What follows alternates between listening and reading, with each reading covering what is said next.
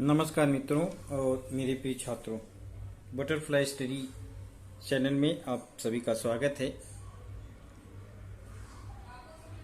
आप हमारे चैनल को सब्सक्राइब कीजिए, लाइक कीजिए, जिससे कि आपको कोई भी नोटिफिकेशन हो, नई वीडियो डालने पर आपको मिलता रहे। आज हम देखेंगे वृत्त की जीवा एवं चाप कक्षा 8वीं के गणित विषय के 17वां पाठ में प्रश्न संग्रह 17.2। यदि एक ही वृत्त की सर्वांगसम चाप कांग्रुएंट आर्क्स, यदि एक ही वृत्त के दो चापों के माप समान हों तो वे दोनों चाप सर्वांगसम होते हैं। अगर ये चाप AXB का माप ये और चाप CYD का माप ये समान हो तो वे चाप सर्वांगसम होते हैं। इसको सिद्ध करने के लिए यहाँ पर दिया गया है O केंद्र वाले वृत्त में, ये O केंद्र वाला वृत्त है। M कोण मेजरमेंट कोण AOB का माप बराबर कोण COD का माप बराबर का चिन्ह है। AOB ये कोण का माप बराबर COD का माप यानी A कोण बराबर है। तो इसलिए तब यम चाप AXB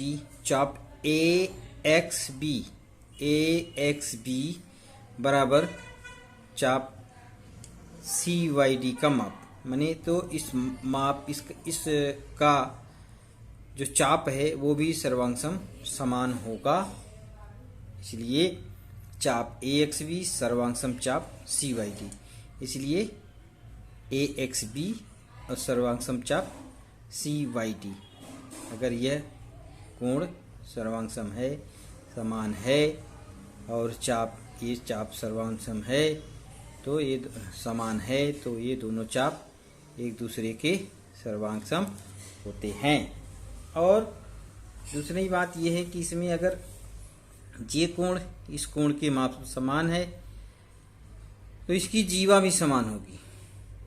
ये जो आपस में जो दोनों कोण सर्वांगसम हैं, ये कोण अगर सर्वांगसम है तो इसकी जीवा भी समान होगी। अब इस आधार पर हमें एक बात ध्यान में आती है।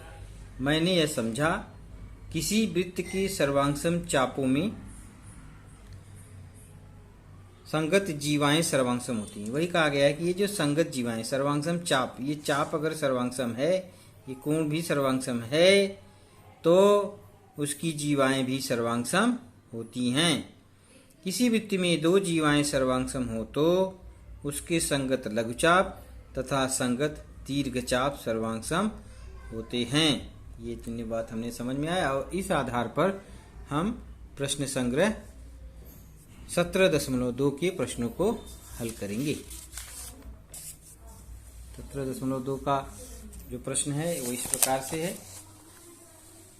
पहला प्रश्न है, C केंद्र वाले वृत्त के व्यास रेख PQ तथा रेख RS समकोण पर प्रतिच्छेदित करते हैं। क्या चाप PS और चाप SQ सर्वांगसम है? बताइए। चाप PS के सर्वांगसम अन्य चापों के नाम लिखिए। ये जो चित्र दिया गया है यहाँ पर एक वृत्त है, इसमें जो इसके सभी कोण, इस कोण का तो माप दिया है, तो अगर ये है 90 अंश तो ये भी 90 अंश होगा और ये भी 90 अंश होगा। इसमें प्रत्येक कोण समकोण है। अब इसमें ये देना है कि क्या चाप PS के सर्वांगसम अन्य चापों के नाम लिखिए और क्या चाप PS और SQ सर्वांगसम है, ये हमें बताना है। तो देखते हैं।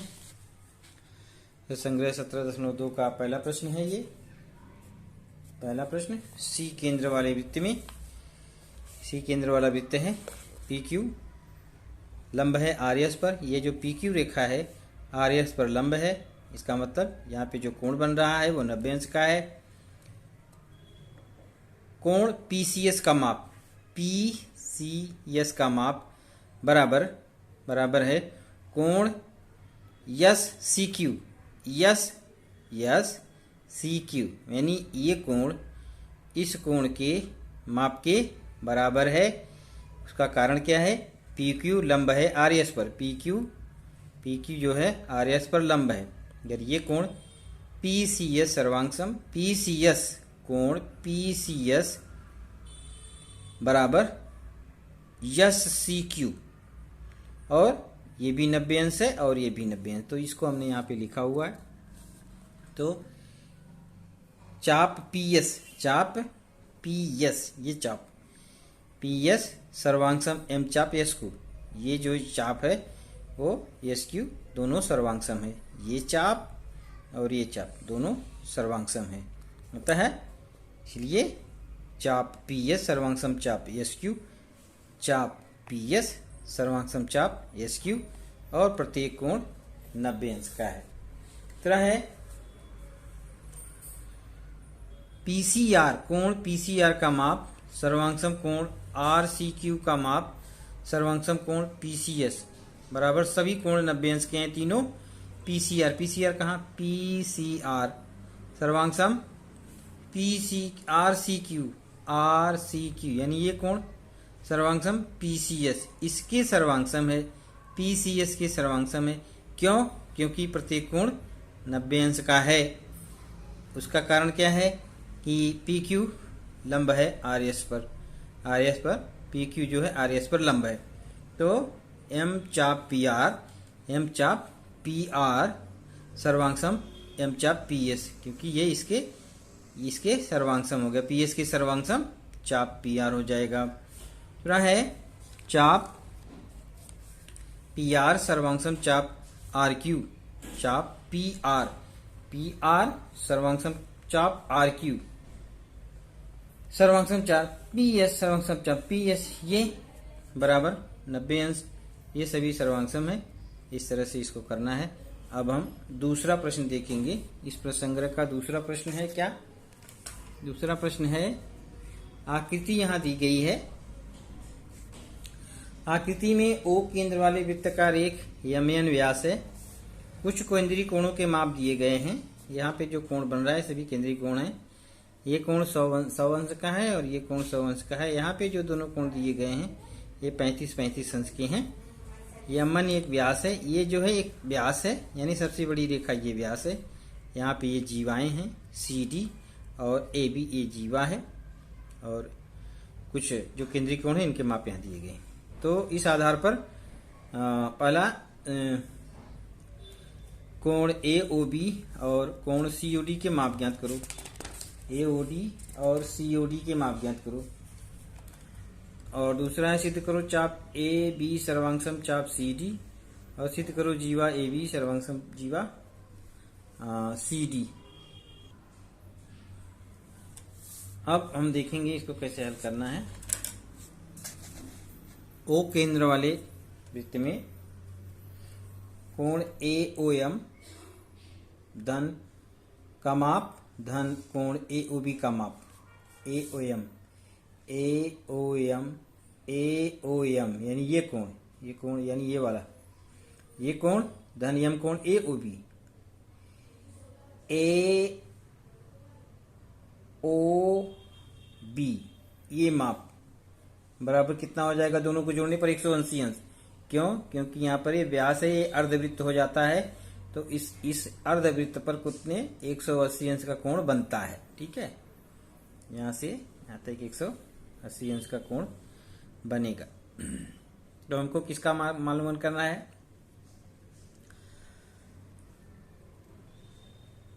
बी ओ एन, तीन कोणों को जोड़ेंगे, ए ओ एम, ए ओ बी और बी ओ एन।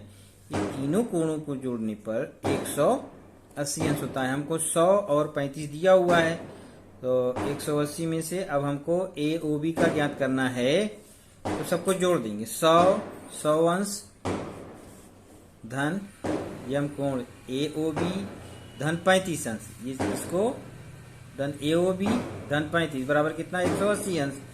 तो ए ओ बी का माप कितना होगा, यानी इसका माप कितना होगा? 180 में से 135 को घटा देंगे, यम कोण ए ओ बी बराबर 45 अंश। ये पहला हो गया। इसका मालूम हो गया ए ओ बी का, ये 45 अंश का हो गया। अब इसका मालूम करना है, सेम वही क्रिया यहाँ भी करनी है। उसी प्रकार से जैसे इसको हमने किया वही चीज यहाँ पे भी करनी है। तो यहाँ लिखेंगे उसी प्रकार से यम कोण COD बराबर 45 अंश, ये दूसरा कोण का मालूम हो गया। जैसे इसका है, यहाँ भी 100 दिया, यहाँ 35 दिया, तो इसको जोड़ देंगे, इसमें से घटा देंगे, 180 में से घटा देंगे, सेम इसीलिए यहाँ पे लेगा उसी प्रकार COD कोण का माप बराबर 45 अंश, दूसरा हो गया। अब आगे देखेंगे यम, इसलिए यम चाप AB बराबर 45 अंश। AB जो है चाप AB, ये जो है 45 अंश का है। इस चाप का माप 45 अंश है। और चाप CD 45 अंश, ये भी 45 अंश हो गया। अगर इसका माप 45 अंश है, इस कोण का माप 45 अंश है, तो ये चाप का माप भी 45 अंश हो गया। ये हो गया अतः इसलिए AB सर्वांगसम चाप CD, AB सर्वांगसम चाप CD, AB सर्वांगसम चाप CD, जो कि दोनों बराबर 45 अंश का है, क्योंकि दोनों 45 अंश के हैं। अब अगला है कि चाप AB सर्वांगसम चाप CD, चाप AB और सर्वांगसम चाप CD। तीसरा है जीवा AB सर्वांगसम जीवा CD। तो ये जीवा भी, अगर उस जीवा भी सर्वांगसम होगी, AB जीवा और CD जीवा भी सर्वांगसम होगी। किस कारण से? जीवा AB सर्वांगसम जीवा CD के कारण। क्यों? इस सर्वांगसम चापों की जीवाएं सर्वांगसम होती हैं, ऐसा हमने शुरुआत में ही देखा था।